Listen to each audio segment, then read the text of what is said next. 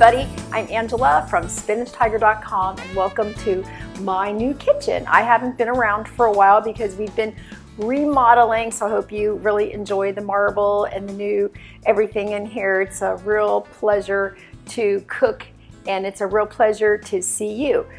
Today we're going to make sweet potato biscuits. Now this just happens to be my husband's favorite biscuit. I make at least 20 different kinds of biscuits, which you can find on SpinachTiger.com. The original fluffy biscuit is on there and it is amazing, but there is something special about a sweet potato biscuit. So let's get started. We've started with, and I like to stir up 2 cups of flour. Now I always talk about the white lily light baking flour. You can use all purpose. It will be just fine. This is just a little extra light. We're going to go with 1 teaspoon of salt, and the recipe will be in the link on the blog, and I'd be really appreciative if you'd go visit over there and also subscribe. A tablespoon. I want to show you, some people may not know how to measure a tablespoon, but see, we want it really flat. I'm almost out of baking powder. We want pretty much exact for this. Sugar, I don't really measure, but I'm going to say it's about a tablespoon of sugar. And then get all your dry ingredients whisked up. I use a big bowl like this because guess what? We're going to make the biscuits all in one bowl and keep the cleanup real easy. 6 tablespoons of frozen butter, and you have to take your rings off, so I keep this little heart in my kitchen to take off my rings. Now we're just gonna use our hands. You can use a biscuit cutter, but since we've remodeled the kitchen, I can't find some of my things because we had boxed everything up, and I don't know where my biscuit cutter is. So don't worry about that. If you don't have one, you just go ahead and get it into the butter. As always, get it into the small little pieces. Why? Well, because as it stays whole and not smeared, then it's going to rise the flour up and make your biscuit really flaky. And of course, that's what we want. Now I have a cup of buttermilk sitting aside, probably won't use the whole cup, and I've put in a pinch, and here's a pinch. You pinch a little bit of baking soda in the buttermilk. That's what I always do. If you don't have buttermilk, you know what to do. You can put like a teaspoon of vinegar in some milk and let it sit for about 10 minutes and it'll get thick, and that will give you the same kind of result. Although I really love my buttermilk. So we've got first our dry ingredients. Mix the flour because you don't want to go back and put it in. It's not going to mix right. So get your dry ingredients, whisk it really good, and get your butter in there. Now that it's had a little few minutes here to just warm up, it's just perfect. See, that's not going to be all complete. Don't smear. You just want these particles like this. That is just perfect. Now, here's where it gets kind of weird and tricky. Sweet potato biscuits are a little messy to make, just like pumpkin biscuits are. I have taken candied sweet potatoes that we already made and I pureed them kind of thickly, but there is the recipe on the blog for the sweet potatoes, brown sugar, butter, get it in there really good, cinnamon, flavor your mashed potato. Now, if you don't have candied sweet potatoes, you just microwave 1 big sweet potato, skin it, mash it down, and make it as sweet as you like it, getting that candied taste. Then you take about a cup of that, and we're going to mix it in, and you got to kind of use your hands. And then we're going to mix all of this in just the way we mixed in the butter. Now, I've made biscuits a couple of 100 times in my life, so I know just about how much liquid to put in. And you're going to have to be the judge of this yourself at home. You may need more, you may need less. But I'm going to show you what it's supposed to look like, and you'll know when to stop or when to add more. So that's kind of really that's my secret about making biscuits, is to know how wet and sticky the dough needs to be. By the way, I've already preheated my oven to 425. Now on my blog, I say 450, and here's why. That was my old oven. That was a gas oven. Now I have this amazing convection oven that's electric, inside, gas on the top, and it cooks super fast, so I reduce everything by 425. Okay. Now we're going to start to pour. And I didn't pour all of it because I just don't know how much I'm going to need. I want a sticky, sticky dough.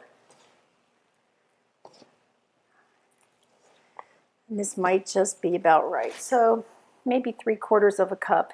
And that's pretty typical. If I find that I've gone a little too far, don't worry. Just add in a little more flour.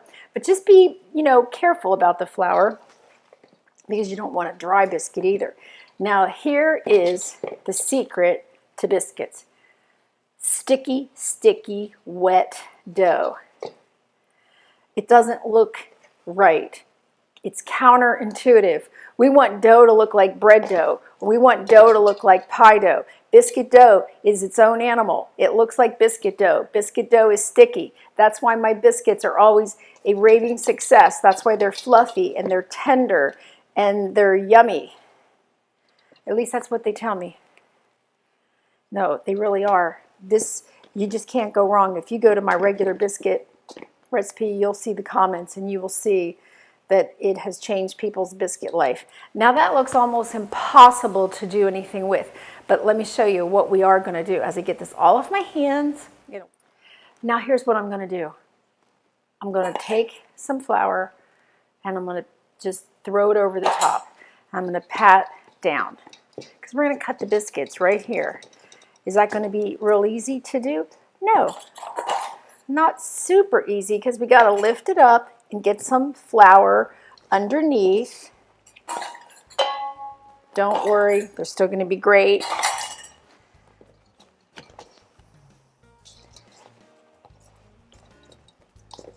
Starting to look a little more like dough, isn't it? Now the important thing in cutting your biscuit is to just try to go up and down, not turn. It's not always easy to do. Get the thickness of the dough all the same so the biscuits are the same size. Put your smallest biscuit in the middle because they're all going to touch. We're going to put them on this cast iron griddle. Cast iron, you can use a cast iron pan, you can use a baking dish, a baking stone, or Silpat, that's fine too. Now we're going to get the biscuit cutter right here. I'm going to cut right in the middle. Kind of throw it out. Now look, it came out great. Put that there, and I'm going to go around. Now of course you just did see me twist, because I think when they're this wet, that's because of the sweet potato. And then I'm just going to put some more flour on there, and I'm going to keep cutting. And then here's what I'm going to do. I'm going to cut them all, and they're all going to touch like this. They're going to go into the oven for 15 minutes. I'm going to take a little bit of buttermilk and topple each one. Why? Because that helps to brown them. I do that with my pie crust too. I don't want to waste an egg. And once I have all of these in there, they're going in the oven for 15. I'm going to come back and show you the finished product. I'll be right back.